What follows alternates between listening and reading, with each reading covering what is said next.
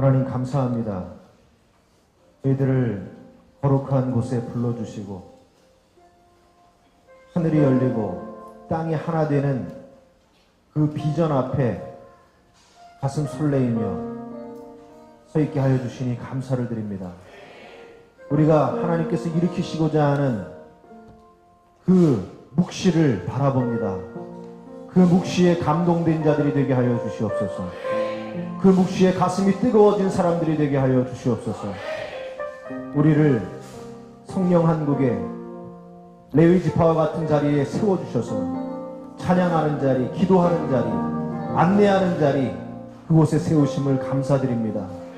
이 영광스러운 주님의 그 임재 앞에 우리를 사용하셨사오니 우리에게 성령 충만함을 덧입혀 주시옵시고 우리의 마음과 우리의 몸과 우리의 몸짓 속에서 그리스도를 나타내 보이는 거룩함이 드러나게 하여 주시옵소서. 먼저 우리가 한 마음 되기를 원합니다. 먼저 우리의 뜻과 생각들이 하나로 모여지기를 원합니다. 성령이시여 하늘을 열어주시고 이 자리에 임재하여 주시사 우리가 주의 성령으로 한 덩어리가 되게 하여 주시옵소서. 오늘 이 시간에 말씀을 통하여 또 기도를 통하여 우리의 마음을 굳게 다지기를 원합니다. 우리를 주장하여 주시옵시고 은혜가 넘치게 하여 주시옵시고 우리의 막혔던 가슴이 열려지게 하여 주시고 이 시간에 주님의 영광 나타나게 하여 주시옵소서. 예수님의 이름으로 기도합니다. 할렐루야. 할렐루야. 네, 이틀 남았습니다. 이틀 남았는데 여러분이 우리 성령 한국에 가장 하나님의 임재에 가까운 곳에서 헌신하는 레위 지파가 된 것을 믿으시기 바랍니다. 성령 충만해야 되고 우리의 마음과 뜻이 뭔가 좀 달라야 될 것 같습니다. 할렐루야 한번 소리를 모아가지고 크게 한번 해보겠습니다. 할렐루야! 다시요. 할렐루야! 이 정도 갖고는 안 될 것 같아요. 이 정도 갖고는 약합니다. 다시 한번 해보겠습니다. 우리 옆 사람 한번 이렇게 뭐 창피할 거 없잖아요. 하나님께 우리를 통해서 하나님 영광 나타내 보이자 한 마음으로 할렐루야로 다시 한번 인사하겠습니다. 할렐루야! 네, 말씀 보겠습니다. 창세기 41장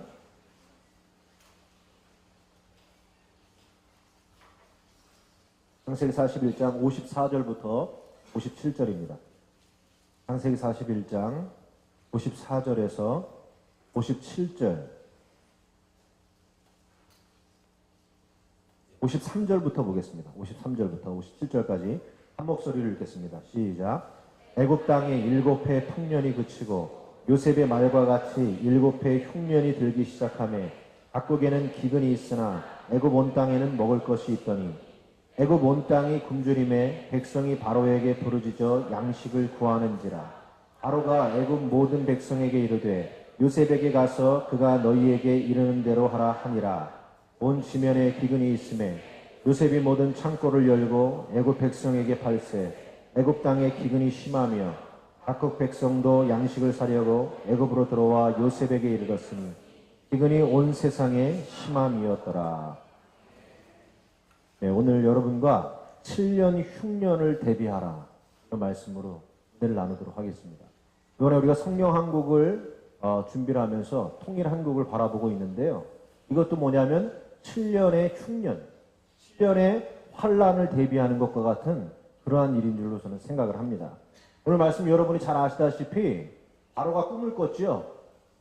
애굽의 나일 강가에서 아주 살이 찐 소 7마리가 올라왔는데 조금 있다가 파리하고 아주 빼짝 마른 7마리가 또 올라오더니만은 풍성한 7마리를 잡아먹어요. 그런데도 여전히 뼈가 드러나고 빼짝 말라있는 그 소, 또 이삭 7개가 나오는데 또 앙상한 이삭을 또 잡아먹는 이야기. 이 꿈을 꾸고 아무도 풀 자가 없는 거예요. 도대체 이 꿈이 무엇을 나타내는 거냐? 애굽 술사들에게 물어보니까 아무도 풀지 못했습니다. 술 맡은 관원장을 통해서 요셉 이야기를 듣게 되었고 요셉을 데리고 오니까 요셉이 하는 말이 바로왕에게 하나님이 그가 하실 일을 바로에게 보이신다 함이 이것이라. 당신이 꾼 꿈은 하나님께서 일으키실 어떤 일을 보여주신 것이다. 그런 얘기를 하거든요. 그래서 우리가 알다시피 7년의 풍년과 7년의 흉년을 만나는 그런 이야기가 이제 전개가 되죠. 비슷한 이야기를 보게 됩니다. 다니엘서를 보면은 느부갓네살, 바벨론의 느부갓네살 왕이 꿈을 꾸죠. 신상, 황금으로 되어 있고 은으로 되어 있고 동으로 되어 있고 철과 흙으로 되어 있고 이런 어떤 신상을 보는 꿈을 꾸는데 이 꿈이 무엇이냐? 다니엘이 나타나서 그 꿈을 쫙 풀어줍니다. 이 꿈은 하나님께서 말세 때까지 이후에 모든 세계의 역사를 어떻게 이끌어 가실 것인가, 그 이끌어 가실 것인가에 대한 꿈을 왕에게 보여준 것이다. 돌이 하나, 뜨인 돌이 하나가 딱 뜨더니만 이 황금 신상을요, 황금 신상이 떨어져 내리니까 이 신상이 무너졌다. 그런 어떤 꿈을 보여줍니다. 바로도 꿈을 꾸었고요. 느부갓네살도 꿈을 꾸었는데 그 꿈의 공통점은 뭐냐? 하나님께서 장차 이 세계에 하실 일을 나타내 보이시는 것이죠. 저는 오늘날 우리 시대가 7년의 풍년이 끝이 나고 이제 7년의 흉년을 대비하는 그 역사적 시점에 와 있는 것이 아닌가. 여러분, 바로가 7년의 흉년이 되었을 때 풍년을 맞이했던 애굽 사람들이 풍년일 때 대비를 하나도 하지 않았어요. 먹고 마시고 부어라 그렇게 했습니다. 그러다가 흉년이 되니까 어떻게 됩니까? 모든 사람들이 자기의 땅을 다 팔아가지고 다 뭐냐면 바로의 종이 돼버려요. 다른 이방 나라 사람들도 와가지고 바로 앞에 엎드리게 되고 바로의 그냥 종이 되어버리죠. 그러면 이와 비슷한 이야기를 우리는 어디서 봅니까? 요한계시록에서 보게 됩니다. 이제 교회의 시대가 끝이 나고 주님의 재림이 임박하기 전에 7년의 환란이 시작이 될 것이다. 그때 666 짐승표를 가진 적 그리스도가 나타나서 사람들을 지배하고 착취하는 시대가 올 것이다. 그런 얘기들을 하죠. 그때 얘기하면서 666이 이마에 찍히느니 뭐 손에 찍히느니 그런 이야기를 하죠. 그러면서 666 적 그리스도를 짐승의 인격이라고 합니다. 착함도 없고 정의도 없고 진실함도 없고 짐승, 어떤 힘, 파워, 권세만을 가진 인격 없는 권세만을 가지고 사람들을 힘으로 착취하는 그런 어떤 권세자가 나타난다는 그런 얘기겠죠. 그런데 그 시대가 되면 어떻게 되느냐? 애굽의 모든 사람들이 바로의 노예가 된 것처럼 먹고 사는 문제, 어떤 과학과 문명에 사람들이 길들여져 버렸다 이거죠. 길들여져 버리니까 결국에는 알면서도 결국은 그 문명과 어떤 짐승의 인격에 고개 숙이고 들어가지 않으면 살 수 없는 그런 시대, 그런 7년의 환란의 시대를 맞이한다고 성경은 우리에게 이야기를 하고 있습니다. 저는 이런 생각해봐요. 짐승표 666을 여기다 정말 666이라고 해가지고 찍겠나? 그렇진 않을 겁니다. 짐승의 인격을 이마에 새겼다. 팔에 새겼다. 무슨 뜻일까요? 사람들이 어떤 영적인 것, 어떤 신령한 것, 이런 것들을 추구하는 게 아니라 이 시대의 어떤 경제, 과학, 어떤 재미있는 것, 쾌락, 이런 것들이 그냥 육감적으로 길들여진 사람들, 그 길들여진 사람들을 666표를 받은 사람들이라고 하지 않는가. 오늘 우리가 살아가고 있는 이 시대가 어떻습니까? 영적인 것이 목말라가고 있습니다. 사람들이 어떤 하나님을 만나는 것보다는 종교에서 멀어져 가고 있고요. 신앙에서 떨어져 나가서 뭔가 재미있는 거, 쾌락적인 거, 이런 것들이 길들여져 가고 있죠. 이 도장을 찍은 것은 아니지만 그들의 영혼에, 그들의 마음속에 짐승의 인격, 짐승의 그런 어떤 영성, 그런 것들을 추구하는 길들여진 품성으로 우리가 이 시대의 문명 속에 노예화되어 가고 있지 않는가. 그런 7년의 환란의 때를 우리가 역사 앞에서 맞이하게 될 것이다. 저는요, 오늘날 한국교회가 7년 풍년 잔치는 끝이 났다고 봅니다. 한국교회 들어온 지 130년 되었는데 지난 100년 동안에는 7년의 풍년의 기간이었죠. 교회들이 막 성장을 했고 60년대, 70년대, 80년대, 90년대까지만 해도요. 뭐 그냥 교회를 가면 청년들이 막 모여 있었고 뭐 경건의 어떤 찬양 뭐 이런 데 가면 집회 가면 막 우글우글 했죠. 죄송합니다. 중고등부 주일학교, 저도 이제 주일학교 전도사하고 그럴 때 봉고사 하나 끌고 나가가지고 저기 놀이터 간 다음에 야, 타! 그러면 애들이 그냥 다 탔어요. 그럼 그 애들 데리고 한 3번 실어 나르고 그럼 여름 성경학교 하고 뭐 연극도 보여주고 뭐 과자 하나 주면 애들이 좋아라 그랬죠. 지금은 우리가 이번에 교육선교도 갔지만 주일학교가 없습니다. 한 지방의 주일학생들을 다 모아봐야 30명, 40명. 청년이 없어요. 끝난 겁니다. 풍년은 끝이 난 거예요. 이제는 흉년의 때를 맞이하고 있습니다. 한국 감리교 미자립교회 3,500만 원이 안 되는 데가 65%입니다. 65%. 앞으로 이거는요 더 심해질 겁니다. 한국 기독교회 대학교 대학생들 기독교 라인에다가 당신의 종교는 무엇입니까? 동그라미 치는 사람. 내가 기독교에다 동그라미 치면은 창피할까봐 아주 정당하게 동그라미를 치는 사람들이 3%가 나왔어요. 3%.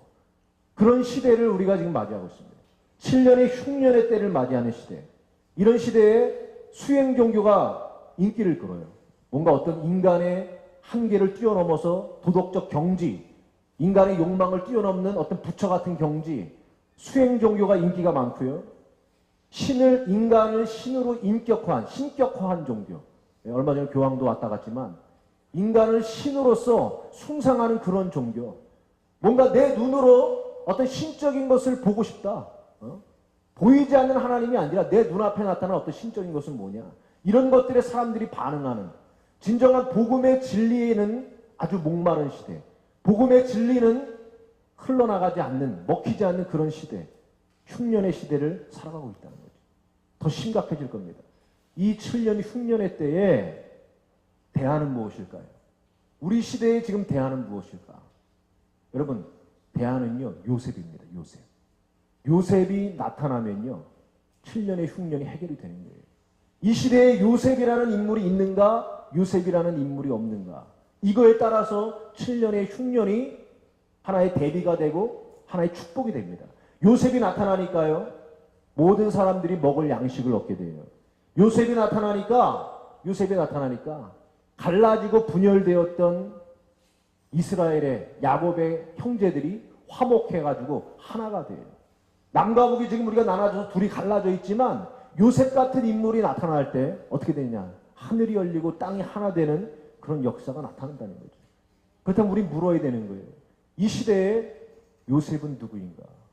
요셉과 같은 사람은 어떤 사람인가? 바로 우리가 성경 한 국을 통해서 내가 요셉과 같은 인물로 거듭나는 역사가 나타난다면 7년의 흉년을 능히 이기고도 남을 수 있는 역사가 나타나게 될 줄로 믿습니다. 제가 묵상을 해보니까 요셉에게는요, 세 가지가 이 특징이 있어요. 이 세 가지를 가진 사람들이 이 시대의 요셉이요, 7년의 흉년을 축복으로 바꾸는 사람들이 될 줄로 믿습니다. 첫째는요, 요셉은 꿈을 꾸는 자였다는 거예요. 꿈을 꾸는 자. 요셉의 생애를 이끌어가는 모티브가 뭐냐? 꿈입니다. 꿈. 꿈 때문에 꿈 한 번 꿔가지고 형들에게 미움을 받죠. 그래서 꿈 때문에 노예가 됩니다. 그런데 그 꿈 때문에 술 맡은 관원장의 꿈을 풀이해줘요. 그래가지고 어떻게 됩니까? 바로왕에게 소개가 되죠. 바로왕에게 앞에 가서 꿈을 또 해석을 해주고 풀이해주고 나서 뭐가 됩니까? 애굽의 총리가 돼요. 꿈 때문에 고난에 빠지고, 꿈 때문에 감옥에 가고, 꿈 때문에 애굽의 총리가 되고, 꿈 때문에 구원자가 돼요. 요셉은 꿈이 요셉을 끌어가는 겁니다. 요셉이 산 게 아니라 요셉 안에 있던 그 꿈이 요셉을 끌어가고 있는 거죠. 성경에 나타났던 하나님의 사람들을 보면 그 사람들이 산 게 아니라요, 그 사람 안에 들어와 있는 꿈이 그 사람들을 끌어갑니다. 야곱도 마찬가지. 베델에서 봤던 하늘과 땅을 오가는 야곱의 사닥다리, 천사들이 오가는 사닥다리의 꿈의 이미지에 사로잡혀서 일생을 살았고, 항상 마음속으로 나는 베델로 돌아가야 된다라고 하는 자기 어떤 환원의 이미지를 붙잡고 살았던 사람이죠. 아브라함도 마찬가지입니다. 요단 들판에서 바라봤던 하나님이 보여주신 그 땅, 하늘의 별과 같이, 땅의 모래알과 같이 많은 후손들을 주신다는 그 꿈에 사로잡혀가지고 어떻게 됩니까? 가나안을 죽을 때까지 떠나지 못하고, 가나안에서 죽어가면서까지도 그 꿈을 붙잡고 산 사람. 이 사람들이 뭐냐? 꿈의 사람들. 오늘날 이 기근의 시대, 아무리 환난과 복음이 메마른 시대가 온다 하더라도 꿈을 꾸는 자들을 통해서 하나님은 역사를 진행해 나가신다는 겁니다. 요엘서에 보면은 말세에 내가 내 영을 부어주리니 젊은이들이 환상을 볼 것이다. 하나님께서는 하나님의 사람들에게 꿈을 주시고 그 꿈을 통해서 역사하신다는 겁니다. 잠언 29장에 비전이 없는 백성은 방자에 행하게 되어서 망한다 그랬습니다. 그런데 제가 보니까 오늘날 우리 시대에서 제일 먼저 거듭나야 될 개념이 뭐냐? 비전이라는 개념입니다. 비전. 오늘날 사람들이 얘기하는 비전은 거의 무슨 얘기입니까? 자기 드림, 자기 야망을 얘기하죠. 그런데 지금 요셉이 꾼 꿈은요, 그런 자기 야망이나 꿈이 아닙니다. 요셉이 봤던 비전을 히브리어에서 뭐라 그러냐면 하존이라고 합니다. 하존을 묵시라고 우리가 번역을 했고, 그 묵시를 영어에서는 비전이라고 번역했습니다. 근데 이 묵시란 정확히 뭐냐? 하나님께서 장차하실 일을 꿈이나 계시로 보여주는 거, 그것을 묵시라고 하는 거거든요. 그러니까 비전을 가졌다라고 하는 것은 내가 어떤 꿈을, 내 드림을 가졌다는 것이 아니라 하나님이 이 역사 속에서 행하실 일, 그 행하실 일을 그 사람에게 꿈으로 보여주는 거, 그거를 묵시라 그리고 그것을 보는 자를 비전의 사람들이라고 한다는 거죠. 근데 이 시대 사람들은요, 거의 다 뭐합니까? 내 직장이 비전이 되고, 내가 뭔가 어떤 돈을 많이 벌어가지고 사회에 내 명예와 이름을 날리는 거, 이런 거를 비전으로 착각하는 그런 사람들이 많이 있다는 거죠. 그거는 우리 시대에 그런 건 상관이 없는 겁니다. 하나님의 묵시를 바라보는 자, 하나님이 하시고자 하는 일을 바라보는 자라는 겁니다. 그렇다면 하나님이 하시고자 하는 일은 뭔가? 여러분, 요셉이 꿨던 꿈을 보면요, 하늘의 해와 달과 별이 요셉에게 절을 해요. 그리고 술 맡은 관원장, 떡 굽는 관원장이 꾸는 꿈들을 보게 되면 그것도 뭐냐면 포도즙을 짜가지고 바로에게 포도주를 의지해서 나아가는 꿈. 떡 굽는 관원장은 자기가 이고 있는 떡 광주리에 새들이 날아와서 쪼아먹는 이야기. 야곱이 꿈을 꾸는데 하늘과 땅을 연결하고 있는 사닥다리가 내려와서 천사들이 오르락 내리락 하는 그런 꿈을 꿔요. 이런 꿈들이 한결같이 이야기하고 있는 하나님의 묵시를 드러내고 있는 것입니다. 골로새서 2장을 보면 이런 얘기가 나옵니다. 하나님의 비밀은 그리스도라. 구약에서 꿈을 꿨던 사람들, 하나님이 하시고자 하는 하나님의 계획, 하나님의 소원을 꿈으로 보여줬던 그 내용은 한결같이 무엇이었는가? 바로 예수 그리스도였다는 겁니다. 여러분 믿으십니까? 하나님의 묵시, 하나님이 하시고자 하는 일, 예수 그리스도를 통해서 하늘과 땅을 연결하고, 예수 그리스도를 통해서 하늘을 열고 땅이 그리스도로 하나가 되게 하는 그 역사를 이루기 위하여서 아브라함부터 이삭, 야곱, 모세, 다윗, 그 구약의 사람들이 한결같이 꾸게 만들었던 꿈이었다는 겁니다. 여러분, 오늘날 이 청년들이 바라봐야 될 비전이 바로 이거라는 거예요.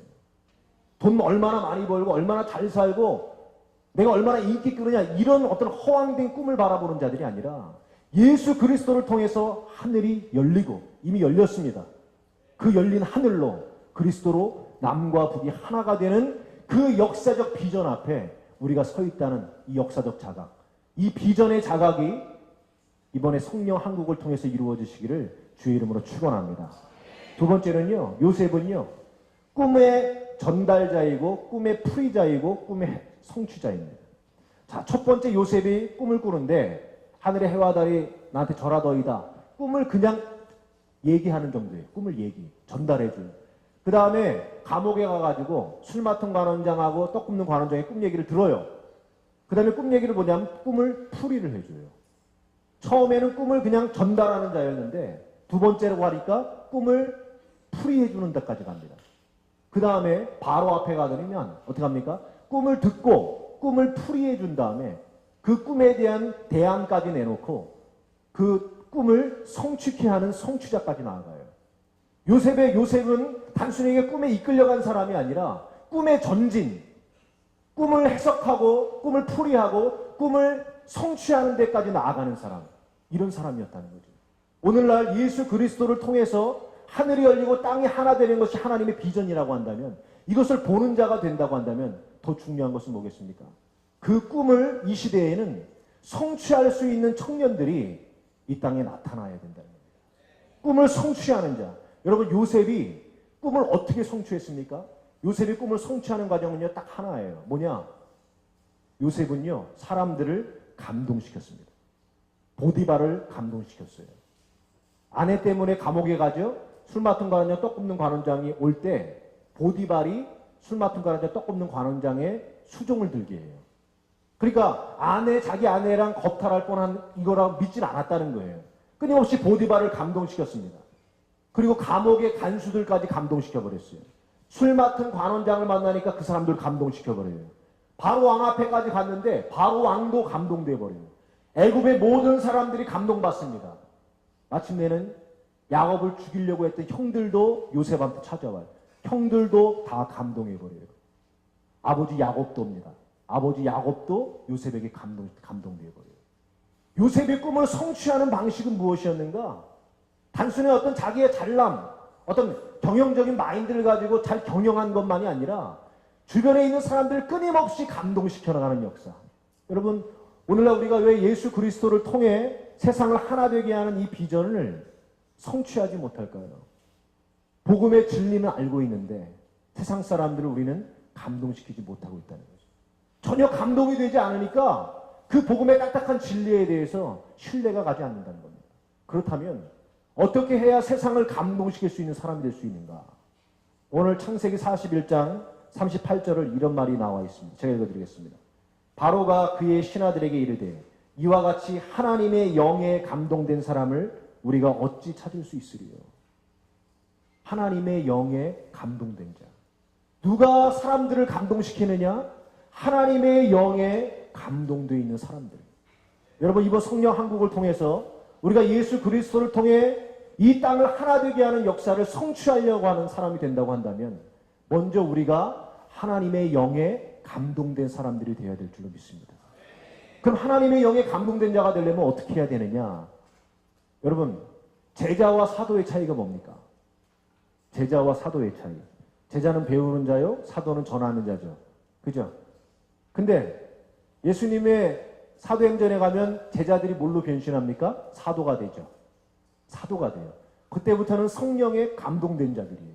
성령에 이끌려가는 사람들. 그게 사도입니다. 근데 사도 전에는 뭐였느냐? 제자예요. 제자. 제자에게 예수님이 하시는 말씀 하나였습니다. 자기를 부인하고 자기 십자가를 지고 나를 쫓을지니라. 제자의 세계는 뭐냐? 자기를 부인하는 세계입니다. 그 다음에 뭐냐? 자기를 부인한 사람들의 제자의 세계를 통과한 사람들이 성령에 감동되어 성령에 이끌려서 복음을 증거하는 자로 하나님의 약속을 성취하는 자로 나타나게 된다는 거예요. 오늘날 왜 하나님의 영에 감동되지 못하는가? 제자의 과정을 거치지 않고 있다는 겁니다.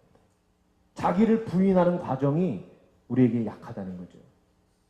이 시대의 제일 큰 문제는 뭐냐? 회개하고 복음을 믿으라 그랬는데 회개하지 않고 복음을 믿고 자기가 구원받았다고 하는 구원의 확신에 대해서는 지나칠 일일 만큼 뚜렷한 확신을 가지고 있다는 거예요. 중요한 것은 예수님의 복음, 사도 세례 요한의 복음도 한결같이 뭐였느냐? 회개하고 복음을 믿으라. 자기를 부인하고 먼저 자기를 부인하고 내 인생의 주인은 내가 아닙니다. 내가 내 소유가 아닙니다. 내 인생, 내 시간, 내 모든 것들 내 거가 아닙니다. 나의 주인은 하나님입니다. 이런 고백의 역사가 먼저 있은 다음에 그 사람들에게 임하는 것이 성령의 감동이라는 거죠. 여러분, 요셉이 성령에 감동된 자가 될 수 있었던 것은 웅덩이에 빠져보고 노예로 끌려가 보고 감옥에 갇혀보고 억울한 누명을 쓰임 받으면서 끊임없이 자기의 뜻대로 자기 생애가 펼쳐지지 않는 자기 부인의 과정이 있었기에 자기가 부인한 만큼 하나님을 긍정할 수밖에 없다는 것을 붙잡았기에 하나님의 영에 감동되는 역사로 나타났다는 거죠. 우리가 성령 한국을 통해서 먼저 일어나야 될 운동이 있습니다. 이게 바로 회개의 운동. 회개의 운동. 하나님, 지금까지 제 마음대로 살았습니다. 내 의지로 살았습니다. 제 인생과 제 모든 시간의 주인이 저였습니다. 이제 저를 용서해 주옵소서. 저의 주인이 되어 주십시오. 저의 인생의 주관자가 되어 주십시오. 이러한 명확한 인식과 기도 제목을 붙잡고 나아갈 때 이번에 성령 한국을 통해서 하나님의 영에 감동되는 역사가 여러분들에게 나타나시기를 주의 이름으로 축원합니다. 세 번째는요, 그냥 한 방에 얘기하겠습니다. 훈련받은 자였다. 훈련받은 자. 요셉은요, 형들과 아버지 사이에서 중간 관리자 역할이에요. 형들을 일러주죠. 아버지 얘기를 형들에게 전달하죠. 중간 관리자. 보디발의 집에 가도 중간 관리자. 주인과 종들 사이에서 시킬 일을 시키고 주인의 뜻을 전하고 또 종들의 얘기를 주인에게 보고하고, 감옥 가도 중간 관리자. 그리고 애굽의 총리가 되어서도 중간 관리자. 뭘 보여주느냐? 요셉의 정체성은 청직이라는 겁니다. 주인과 종들 사이에 중간 관리가 되었어요. 주인을 이롭게 하고 종들을 복되게 하는 것. 오늘날 하나님께서 우리 제자들을 부르신다면 우리를 뭐라고 하시느냐? 우리를 청직이라고 했습니다. 선한 청지기가 되라. 불의한 청지기가 되지 말고 선한 청지기가 되기 위해서 요셉은요, 훈련을 받았습니다. 순종하는 훈련을 받았고요. 성실한 사람으로 사는 훈련을 받았고요. 순결한 도덕성을 유지하는 훈련을 받았고요. 죄를 깨닫게 하는 자로서의 훈련을 받았고요. 남을 이롭게 하는 자로서의 철저한 훈련의 과정을 몇 년을 거쳤는가? 13년을 거쳤다는 거예요. 13년. 오늘날 그리스도인이라고 얘기하는 사람들은 많이 있습니다. 그런데 훈련받은 그리스도인이 없다는 거예요. 훈련받은 그리스도인. 여러분, 훈련받은 사람들은요, 틀린 게 있습니다. 훈련받은 사람들은 자기 마음을 얘기하지 않아요. 내 자유 얘기 안 해요. 내 마음대로 할 수가 없습니다. 내 자유 없습니다. 내 시간 없습니다. 철저하게 뭐냐면 훈련받는 기간은 나를 훈련시키는 자의 타임 스케줄에 완전히 구속되어 있고 거기에 묶여 있는 거죠. 자기 뜻을 주장할 수가 없는 거죠. 그렇게 훈련받고 나온 사람들에게서는 뭐가 있느냐? 나는 없다는 거예요. 나는 없고 나를 훈련시키신 이의 뜻, 그 뜻만을 가슴속에 품는 자가 된다는 겁니다. 오늘날 이 시대의 그리스도인들은 많은데 그리스도인 청년들도요, 자기 자유를 얘기해요. 나 뭐 하고 싶어? 하고 싶은 것도 많고 욕망도 많고 하고 싶은 얘기도 많고 관심도 많고 만나고 싶은 것도 많고 놀고 싶은 것도 많고 뭐가 안 된 겁니까? 훈련이 되지 않은 거죠. 훈련이 되지 않은 거. 요셉은 그 훈련의 과정을 거치는 것이 고난과 연단의 과정을 통해서 정말 정금과 같이 자기 자유와 자기의 뜻이 다 없어지고 하나님의 뜻만을 가슴에 품은 정금과 같이 연단된 자로 훈련되어져 나왔습니다. 여러분, 이번에 성령한국 23일날 끝이 나요. 이제부터 중요한 것은 뭐냐? 요셉처럼 우리가 하나님의 뜻에만 사로잡힌 훈련된 자로 연단되는 그 역사가 이번에 성령 한국을 통해서 나타나게 되어야 될 줄로 믿습니다. 어디 마음대로 막 내가 하고 싶은 대로 돌아다니기보다는 먼저 교회에 와서 모이기를 힘쓰는 자. 내가 관심 갖고 내 마음대로 누구 뭐 아무거나 막 만나고 다니지 말고 하나님의 말씀에 나를 꽁꽁 묶는 자. 누구 만나고 싶은 사람, 놀고 싶은 걸 하기보다는 하나님을 만나겠다고 기도함으로 자기의 자기의 자유를 구속할 수 있는 훈련받은 사람들. 그런 사람들을 통해서 열린 하늘로 이 땅이 하나가 되는 그런 역사가 나타나게 될 줄 믿습니다. 이번에 성령학을 통해서 여러분 모두가 요셉으로 거듭나게 되시기를 주님의 이름으로 축원합니다. 자, 오늘 말씀 붙잡고 기도하겠습니다. 지금 우리가 살아가고 있는 이 시대가 7년의 흉년입니다. 7년의 환난은 이미 예견되어 있는 거예요. 피할 수가 없는 겁니다.